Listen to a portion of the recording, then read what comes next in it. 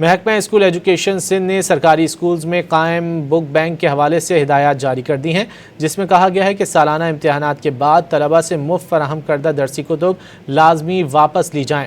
مزید جانیں گے ڈان نیوز کے نمائندے سید وسیم سے۔ وسیم، بتائیے اس بارے میں۔ جی بالکل، وزیر تعلیم سندھ سید سردار علی شاہ کی ہدایت پر سرکاری اسکول میں قائم بک بینک کے حوالے سے اہم احکامات جاری کر دیے گئے ہیں۔ صوبائی وزیر تعلیم سید سردار علی شاہ کی ہدایت پر محکمہ اسکول ایجوکیشن نے یہ ہدایت جاری کی ہیں کہ سالانہ امتحانات کے بعد طلبہ سے مفت فراہم کردہ درسی کتب لازمی واپس لی جائیں۔